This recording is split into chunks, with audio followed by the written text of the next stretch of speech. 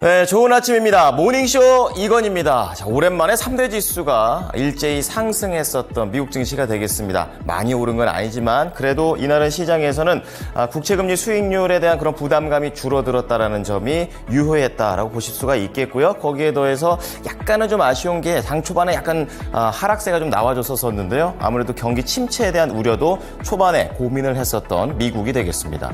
자, 밑으로 내려가 보시면 헤드라인이 되어 있는데요. 이날 시장에서 가장 중요했던 경제 지표가 아닐까요? 연준에서 가장 중요하게 보는 것은 바로 고용이 되겠습니다. 고용이 조금씩 식어가고 있다라는 점, 시장에서는 호재로도 해석을 하면서도 악재로 걱정을 하기도 했었습니다. 잠시 후에 말씀 좀 드리고요. 요즘 대만은 컴퓨텍스 2024 아주 뜨겁습니다. 칩셋에 대한 경쟁이 계속되고 있는 그런 모습인데요. 인텔이 대놓고 엔비디아와 관련해서 가격 정책과 관련된 파격적인 제시까지 하는 모습들 나와줬습니다. 자, 그리고 이날 시장의 후반기를 좀 올려줄 수 있었던 것은 또다시 또 AI와 관련된 건데, 엔비디아 젠슨 왕이 아니라 머스크 CEO와 관련된 그런 내용들이 나오게 되면서 이번에도 칩 구매 계속된다, 이런 얘기들로 보여줬습니다. 밑에 있는 네 가지 종목들, 바디앤바디웍스, 그리고 카니발, 그리고 휴렛패커드 엔터프라이즈, 그리고 클라우드 스트라이크는 모두 다 실적에 따라서 최고의 하루, 그리고 최악의 하루를 보냈던 네 가지 종목이 되겠습니다. 자, 오른쪽으로 넘어와 보시게 되면 국내 관련된 내용들이 다 있게 되겠는데요. 자, 우선은 HBM과 관련해서 삼성이 로이터 통신 때문에 아주 애를 먹었습니다. 자, 그것과 관련해서 젠슨 왕이 아니다라고 좀 선을 그어주는 모습들 나와지고 있고요. 6월 학회, 아스코가 다가 아니고요. 계속해서 학회에 대한 모멘텀들이 이어지고 있다는 부분, 그리고 LNF가 개별적으로 또 폐배터리 사업에 진출한다는 내용들이 나오게 되면서 계속해서 2차 전지 관련된 종목들은 약간은 부진하지만 밸류 체인이 완성되어가는 모습들 나와주고 있습니다. 자, 밑에 증권가 리포트 체크해 보겠습니다. 오늘은 이제 목표가와 관련해서는 크게 볼 부분이 아니고 밑에 있는 포인트들을 좀 봐야 되겠는데요. 요즘 SK 같은 경우에는 지배 구조와 관련된 부분들이 계속 보도가 나오고 있습니다. 관련해서 앞으로에 대한 전망, 그리고 주가에 대한 매력은 어느 정도 있는지 알아보고요. 세진중공업과 파인엠텍, 폴더블에 대한 얘기들까지 다뤄보도록 하겠습니다.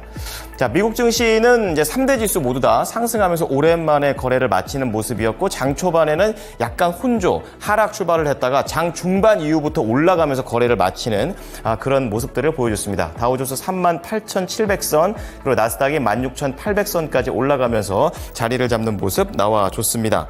자, 밑으로 내려가 보시게 되면 하나씩 헤드라인 보게 될 텐데요. 우선 경제 지표부터 보시겠습니다. 졸트 보고서가 발표가 됐습니다.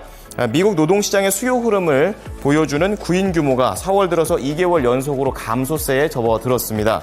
뜨거웠던 노동이 약간은 식어가고 있다라고 해석을 해보실 수가 있겠는데요.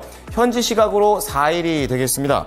이날 졸트 보고서에 따르면 4월 구인 건수가 805만 9천 건으로 집계가 됐습니다. 이 수치는 전월보다 29만 건 줄어든 수준이고, 다우존스가 집계한 전문가 전망치 840만 건에도 크게 미치지 못하는 그런 흐름이 되겠습니다. 미국의 구인 건수는 2022년 3월 1,200만 명을 정점으로 전반적으로 지금까지 감소 추세를 이어가는 상황입니다. 같이 보셔야 될 것이, 이 소식이 장 초반에 나오게 되면서 좀 하락으로 좀 가는 해석을 하는 모습들이 나와줬었는데요. 그 이후에 미국의 국채금리 수익률이 추가 하락을 했습니다. 10년물이 7.2bp, 2년물 단기물이 5bp 이렇게 내려가는 흐름들이 나오면서 부담을 줄여줬고요. CME 패드워치에 따르면 9월 금리 인하 가능성이 어제 59%인데 오늘 65%까지 더 올라갔습니다. 하지만 시장에서 초반부터 올라가지 못했던 것은 금리 인하도 좋지만 결국에는 경기 침체가 되는 것 아니냐, 그로 인해서 기업들의 실적이 좀 안 좋아지는 것 아니냐라는 우려가 있었던 부분도 체크해 보셔야겠습니다. 자, 두 번째는 AI 칩과 관련된 내용입니다. 이번 주 들어서 계속해서 새로운 칩들을 공개하고 있는 관련 회사들이 되겠습니다. 오늘은 인텔입니다. 자, 인텔 쪽에서 가우디 3를 공개를 하는 모습이 나오게 됐는데요. 타도 엔비디아를 외치면서 TSMC와 AI 동맹을 더 강화하고 있는 인텔이 되겠습니다.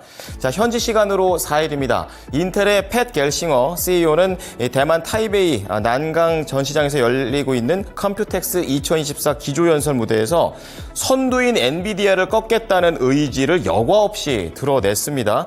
인텔의 AI 가속기인 가우디를 엔비디아 칩보다 최대 3분의 1 정도 낮은 가격으로 시장에 공급하겠다는 파격적인 가격 정책까지 내놓게 되면서 시장의 이목을 모으는 모습이었었는데요. 팻 겔싱어 CEO의 말에 따르면 4월에 출시한 가우디 3는 경쟁사, 즉 엔비디아입니다. AI용 GPU 가격의 3분의 2 수준밖에 안 되고 전작이었던 가우디 2는 경쟁사, 엔비디아입니다. GPU 가격의 3분의 1 수준밖에 안 된다면서 이번에 나온 신작은 엔비디아의 그래픽보다 AI 훈련도 잘 되고 추론 성능도 뛰어나다라면서 계속해서 강조를 했습니다. 일단 인텔은 가우디 칩 생산을 TSMC에게 맡겼는데 인텔은 직접 이런 제품들을 만들 수가 있습니다. 그럼에도 불구하고 TSMC에게 맡겼던 것은 엔비디아를 잡기 위해서 기존의 틀을 깨고 계속해서 강하게 드라이브를 걸겠다라는 의지를 보여준 겁니다. 추가로 인텔은 이 자리에서 올해 하반기에 출시할 예정인 AI 프로세서 루나 레이크도 처음 공개를 했는데요. 이 제품 역시 TSMC에서 생산이 된다라고 얘기했습니다. 자, 마지막 내용 보겠습니다. 머스크 CEO가 되겠는데요. CNBC가 머스크 CEO가 테슬라의 시간제 CEO다. 계속해서 말과 다르게 엔비디아 칩을 테슬라에 안 쓰고 X라든지 XAI에 쓴다라는 내용을 하면서 얘기를 먼저 보도했습니다. 그것과 관련된 반박 SNS를 머스크 CEO가 보냈는데요.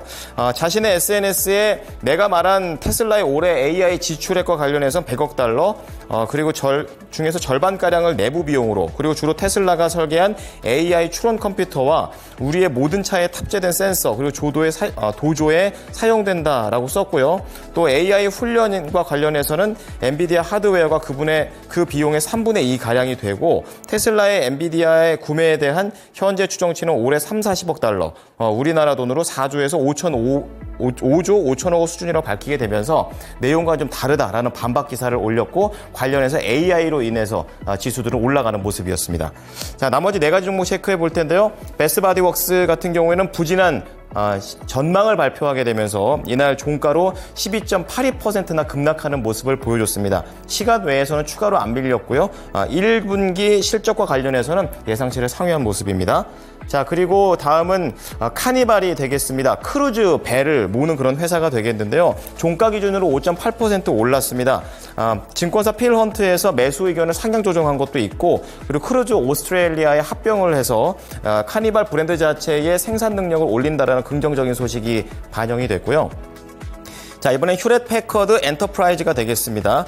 관련해서 EPS, 매출 모두 예상치를 상회했고 3분기 전망치도 긍정적인 모습을 보여주게 됐습니다. 하지만 시장에서는 장중에는 1.9% 밀렸고요. 시간 외에서 거의 12% 이상 급등하는 흐름입니다. 자, 마지막으로 클라우드 보안 서비스 회사 클라우드 스트라이크 보겠습니다. 호실적에다가 전망도 좋은 그런 모습을 보여줬습니다. 하지만 시간 외에 발표가 나왔다라는 점에서 지금 장중에 종가 기준으로 1% 하락했지만 시간 외에 6.7% 급등하는 모습이었습니다. 자, 이어서 뉴욕 현지 연결해 보도록 하겠습니다. 모닝인 뉴욕 김한희 특파원입니다.